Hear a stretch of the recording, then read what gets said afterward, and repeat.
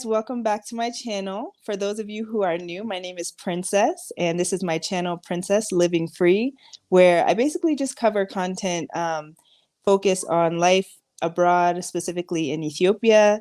I help people generate business ideas and prepare for a potential move back to the continent. So welcome to all the first-time guests, and for those of you who are regulars, thank you guys for tuning into today's video. Today is going to be something a little bit different than what I normally do. I have a very special guest with me here today. She's one of my closest friends. I've known her almost like, 10 years now, or maybe 13. Yes. It's been a long time. That's all we can say. So I'm very happy to have her here today. I'll let her talk a little bit more about what she does as we go throughout the conversation, but I think this will be a treat for you guys, especially for those who are interested in African content, and life on the continent. So without further ado, let's just jump right in. We have a couple questions we're going to go through. And the first one is, how do we know each other? You want to start, or you want me to start? Mm-hmm. I'll start. So, okay. Oh my God, it's crazy to think 10 years. But like 10 plus years, I think, because I think you're counting from when we closed our service until now, but not the 2 years while we were there. So yeah, it's almost 13 years. So Princess and I know each other because we are both returned Peace Corps volunteers from Ethiopia. I forget which region you were in, but there were like a group of 70 of us, and like a handful of us got really, really close. And so Princess was one of those individuals I got really close with.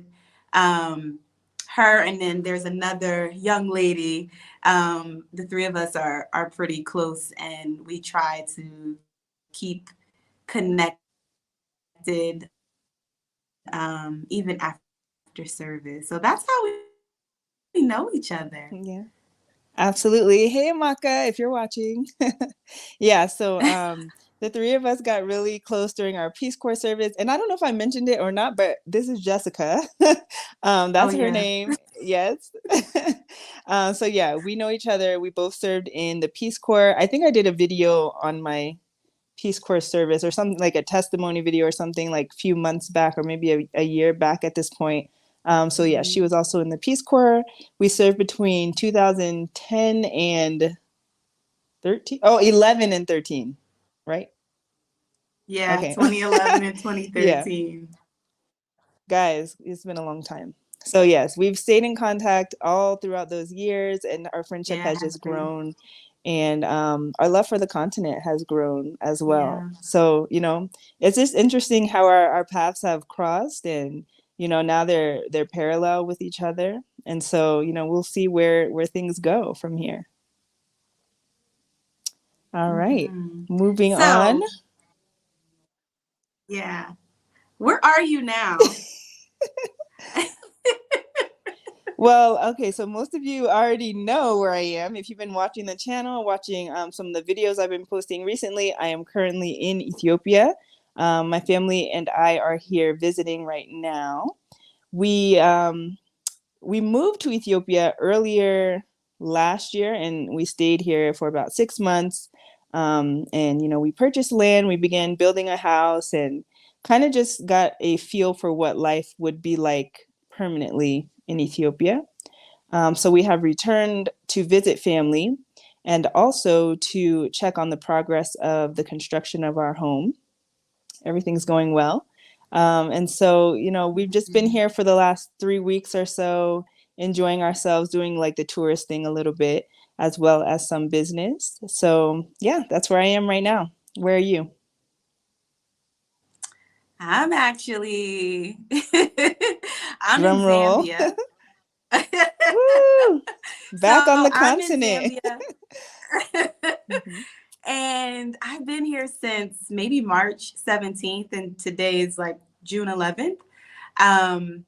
So I'm actually volunteering again as a Peace Corps volunteer, but instead of the traditional 2-year experience that many people are familiar with, I'm volunteering this time as a Peace Corps response volunteer, which is very different than the 2-year experience. I'm sure at some point we can plug in some links for people to check out what the difference is. I may even have 1 or 2 videos talking about the difference between the two. So I'm here.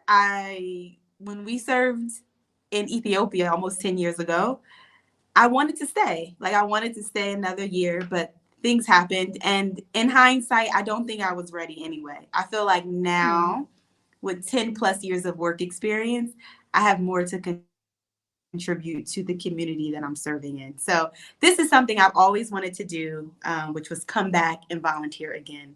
But again, like Princess said, my love for the continent is beginning to grow and expand. And I think you and I want some of the same things, but maybe we'll get into that. Yeah, maybe we'll get into that later. But I totally feel you with, your comments about after Peace Corps wanting to stay, but feeling like it wasn't quite the time. I can completely identify with that. We were very young when I joined the Peace Corps. I was 22. So by the time I left, I was 24, turning 25. So, I mean, we were just still like babies, like young adults. Personally, I'll speak for myself. I was still trying to figure things out. I was going back with a fiance who's now my husband. Neither one of us were going back to jobs or to a house or, anything. So I just felt like, I needed to kind of smooth things out, figure things out. And it felt like I needed to return. I hadn't seen my family in a while. And for him, there was no pressure on me to, when I say him, I mean my husband. There was no pressure from him on me to go. Like, he wasn't pressed to be in America. He was 100% comfortable with staying in Ethiopia, having me stay there with him, and starting our life there. But I just had some like loose ends, I'll say, back in the US, like regarding student loans and stuff like that were gonna start becoming due.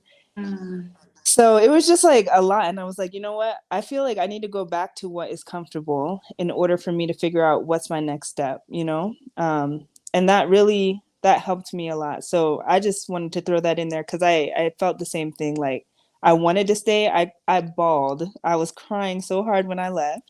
But I knew it was the right decision for me at the time. Wow. I would love to ask, and maybe we need to do a different video, because I would love to hear your thoughts on, like, where do you think you would be now if you would have decided to stay and figure things out versus coming home and then, like, now coming back? I would love to hear your thoughts on, like, where you think you would be, like, just in general. But I mean, we can go on and on. Yeah, that's a good question. Yeah. Yeah. For the sake of time, we'll save that for another one. But that's a really good question. Yeah. And something I don't know if I've given a lot of thought to, but yeah. Yeah. Yeah. Cool. So I think from here, I think a good segue would be to discuss, like, what was it about Peace Corps that caused you to feel like maybe you wanted to stay, or maybe change your perspective about Africa as a continent, Is there something you could pinpoint? Whew. So many things. So first of all, I think everyone in America should volunteer in the Peace Corps. I think they need to make it mandatory, where you have to do some type of service. I know we have something called AmeriCorps, which is great. I think it's fantastic. I'm happy it exists. I've never done it, so I can't even compare it. But all I know is that Peace Corps changed my life. Like, it's life-changing. It just gives you a different perspective. It is completely life-changing. And I think to go at such a early, so it really made, I think, a huge impact in some of us who were a bit younger, in our 20s. I mean, again, we had a group of 70. There were people like that were coming out of retirement from the States and then coming to volunteer. So we had a wide spectrum of ages. But I think for me, it just impacted me differently. I think after I left Peace Corps, I also felt like I kind of knew what my purpose was in regards to, like, public health. because I had just graduated, did not have any practical experience of public health. Peace Corps gave me some of that practical experience. And so for my love for service and like community improvement, community development, that type of work, it kind of developed in Ethiopia when I volunteered. There's also something about like the simple life of living on the continent. I can only speak for Ethiopia and Zambia. I don't know about the other countries, but like things move a bit slower. There's this concept of like really cherishing in the moments, enjoying the present, enjoying whoever you're in company with, and not really thinking about tomorrow, not really thinking about next week, which I think maybe for Americans is like, wait, what? Because we do a lot of planning, we do vision boards, we plan for the whole year. But what I'm learning here in Zambia, and I don't think I asked these questions in Ethiopia, I just had a different lens, serving that young. But I asked people like, why is it that we're not, you all aren't concerned about like tomorrow or next week? And they just talk about how people are constantly losing friends and family here on the continent because of certain diseases that, we have, preventative medicine in the States. So people are dying from like diarrhea, simple things, or like the roads are bad. So car accidents happen. So they just talking to a friend about like making plans and like sharing those plans with others. And they almost said, it's almost like wishful thinking, like sharing some of your thoughts or plans because there are so many other like systematic things happening that kind of impact dreams, visions, whatever it is that you feel like you should be doing. You may have these plans, these intentions, but like life just happens. Stuff just always is happening. The type of supports that we have in the States, like scholarships and grants and like endowments, all of that. Like, so people who want to pursue more education and like finance is a problem. You know, the whole idea of like applying to a student loan. No. If you don't have the funds, you can't go. So it's really interesting. But there's something about that living in the moment I really like. People take their time. There's a sense of community. There's a lot of neighborhood and community pride, tribal pride. And then people are super welcoming. Like in Ethiopia, I don't remember cooking that much. I was always eating at someone's house. Someone was always inviting me. That's so true. Now it's a bit different. Yeah, now it's a bit different because with Peace Corps response, I'm in like kind of an urban town. So people kind of stick to themselves. It's also a bit touristy as well. So I think people are a little reluctant to say, hey, come over. But the people that I'm getting close with are so kind, so loving, so inviting. So like some of those pieces or culture, those are the things that kind of pulled me back here.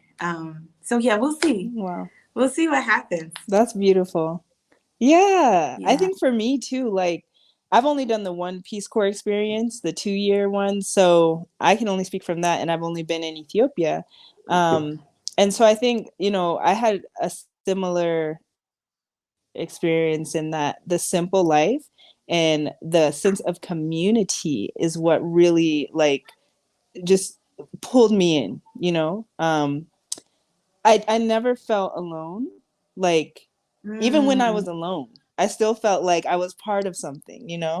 And so that was new for me. I think as an American and growing up in the US, like we're very isolated, we're independent. We are not like communal in that sense. Like there would be nights in my compound where all of the people who lived in my compound would come out and we'd sit and have dinner together, and just like talk. And the simplicity, not having like internet. I didn't have internet in my town. The light wasn't always on, the power, electricity. So really I didn't have a smartphone. The only entertainment I had was other people. And so we would take like evening walks or, just go and have shaibuna, for those who don't know Amharic, it's tea or coffee.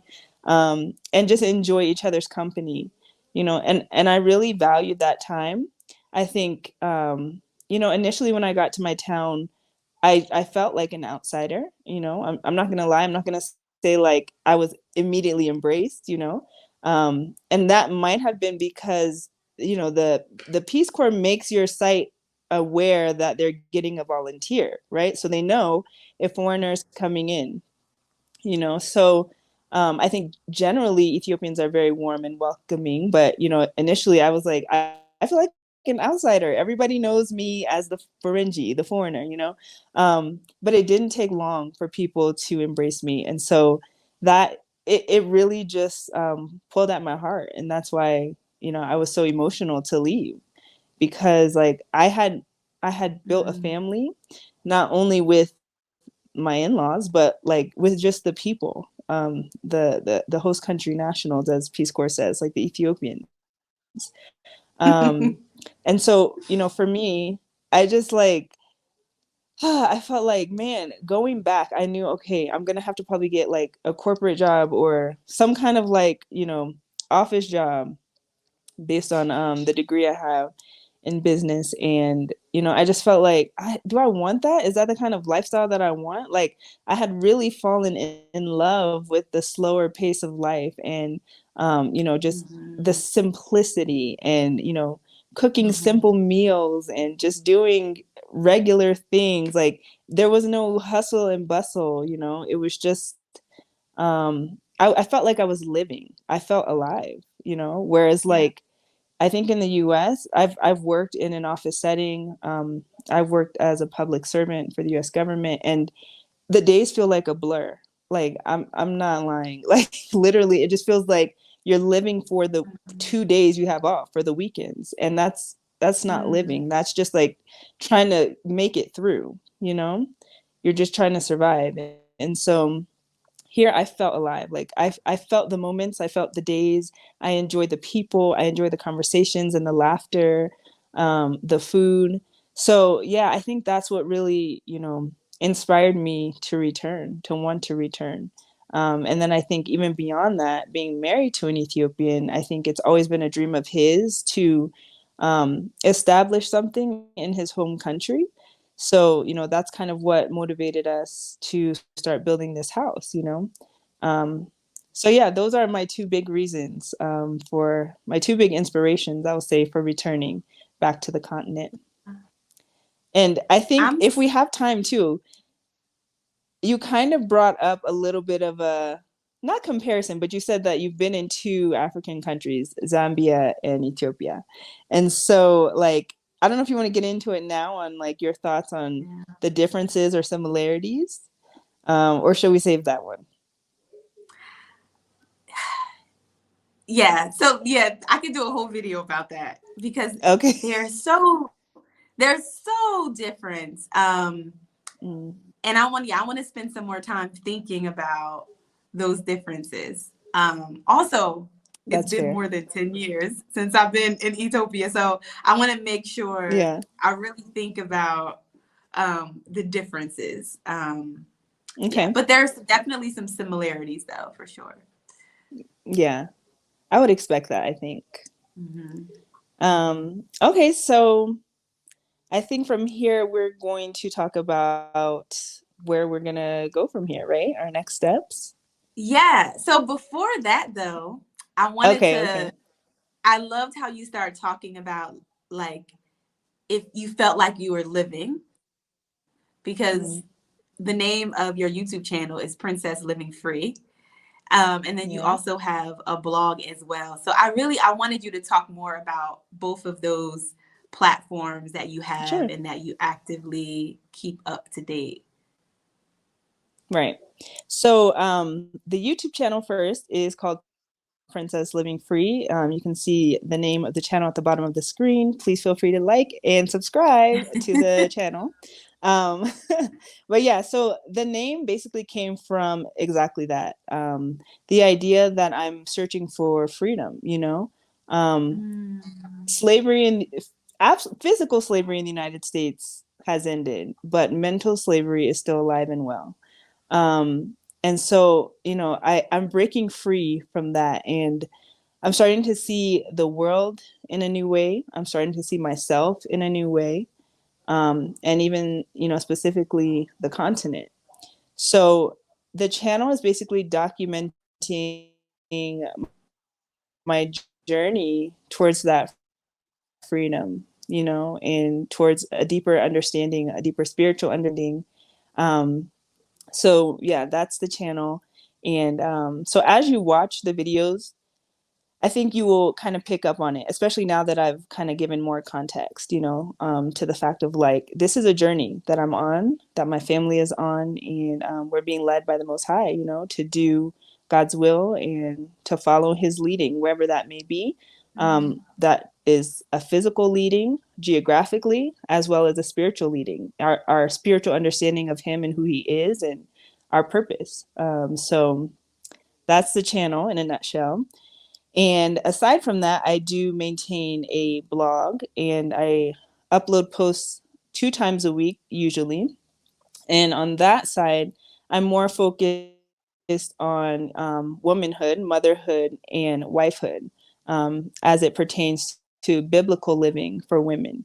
So the topics range from, on the womanhood side, like singleness, dating, prayer life, all that kind of stuff. And then motherhood and wifehood is, I mean, basically self-explanatory. But I think, I'm trying to help us as women kind of refocus, I think. The feminism movement did some great things for women, but I think it also was detrimental in some ways, if I'm honest, it got us off track in terms of biblical living. I think, it was great to empower women, motivate women, um, and tell us that we are strong, we're capable. We're not supposed to sit back and be silent and just do nothing, we do have gifts and talents, we're intelligent, and all of that is true. But at the same time, if you are a wife, there is a role, if you believe the Bible, if you follow the Bible, there's a role for wives and for husbands. And so in my blog, I kind of just lay out my perception and my interpretation of what that role is and how to live in it, and I'm not perfect. I will never profess to be, but I think that's also, a journey towards freedom. I'm learning, and as I learn, I'm writing out the lessons basically that I'm learning from other women in the Bible, from other women around me, so basically I'm sharing those lessons that I'm learning with other people so that kind of we can grow and learn together on this journey. So my blog is called Divinely Woman, and it's the same. The URL is the same as my YouTube name. It's princesslivingfree.com. And I'll put all that on the screen as I edit the video. But yeah, so that's me in a nutshell on the internet. And Jess, I know you also have a presence online. So tell us about what you do. It's so funny. I'm laughing. My video was going in and out as well, so we'll see what happens at the end of the day. But so, Princess, you actually, I don't know if you remember, but you inspired me to start a blog. I think maybe I shared with you that I was thinking about beginning a blog to document my experience here in Zambia. I think that was you who were like, do it. Yeah. I think. Okay. Right. I think that's how it went. Yeah. So basically, I regretted not journaling more consistently when I was in Ethiopia, like publicly. Like I had a personal journal that I journaled in, but I didn't do a good job at sharing my story with the world. So I was like, if I do it again, I'm going to share with the world, and I'm not going to wait. I'm going to do it as it happens. And I mean, it's been 10 years. So social media has like boomed and we have all these other platforms we can take advantage of. So luckily the technology is there. So that's the reason why I started the blog, which is justmakeroom.blog. Okay. And the name Just Make Room, it's kind of similar to Princess Living Free, actually. And I actually struggled with the title. So for the longest, the blog was, I was creating posts, but it was private. I did not make it available publicly. And it was titled Another Untitled Blog. That was the name. That Wow. was the name for like a few months. So then I was thinking about it, and I spoke to another friend, a good friend of mine that lives in Atlanta. And I said, I think I'm going to call it Just Make Room. And I explained why. And I said, I want to make room in my life for the things that I want to pursue, because I have been making excuses for not serving in the Peace Corps again. Like, I wanted to do it. And making other excuses for other things that I want to do in my life. So I'm like, no, I have 24 hours in a day. I have 365 days a year. Like, I need to make room for the things that I want to experience in life. And Amen. also I like that.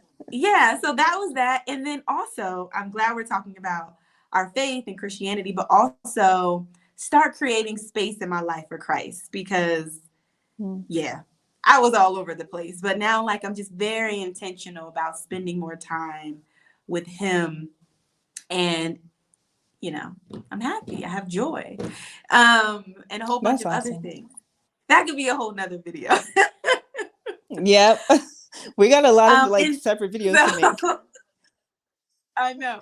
So that's that piece. And then in addition to the blog, I also started a YouTube channel because I was not intending to do a video, a YouTube channel. I said, no, I'm not interested. But it became easier to share some of my experiences here through video and audio. Like, it was just, let me show people what's going on. Let me show people what I'm experiencing. So I said, okay, I'll start the YouTube channel. So that's what I'm currently doing. So all of my social media platforms, I think they're all Just Make Room, Instagram, YouTube, the blog. And then I think Facebook is just me, full name. But I may change that. Perfect. Yeah. Awesome. So we have about 2.5 minutes left. Do you want to just quickly touch on like what's next for us? Oh my God, I see it. Okay, so how do I answer this? So I really don't know, right? I'm trusting Okay. God, honestly. I'm trusting God. Before I left the States, I had this feeling that I would spend more time here in Zambia, actually abroad. I felt like I was going to spend Okay. more time abroad somewhere for more than 12 months. So that's what I felt before I left. I still feel that pull on my heart to stay longer. So right now I could say I'm thinking about extending another year, which is probably news to my family. So sorry guys if you're just hearing this here and not from me, but I am Surprise. even planning with my colleagues. We've planned activities for next year that go way beyond my determined close of service. So I have intentions to stay. Awesome. And for me, I am going to be returning back to Ethiopia. Eventually, we are going back to the US for a short time to continue to position ourselves in the best way and, get ready for our permanent move. But yeah, our long-term plan is to be here in Ethiopia. So those of you who watch my channel, you already know that, and my family already knows that, so that's not a surprise. But that is that's kind of where I'm going from here. The rest of it is just up to the Most High and see what He has in store for us. I don't know. I don't know everything. I just know what I want. So that's about it. I think we can just wrap it up. And guys, just keep a lookout because we will be doing a part 2, maybe a part 3. As you heard, we have other things we'd like to cover. Is there anything else you want to say, Jess? That's it. Just, I will say to you, Musale Bueno, which is Chianja for go well. Yeah.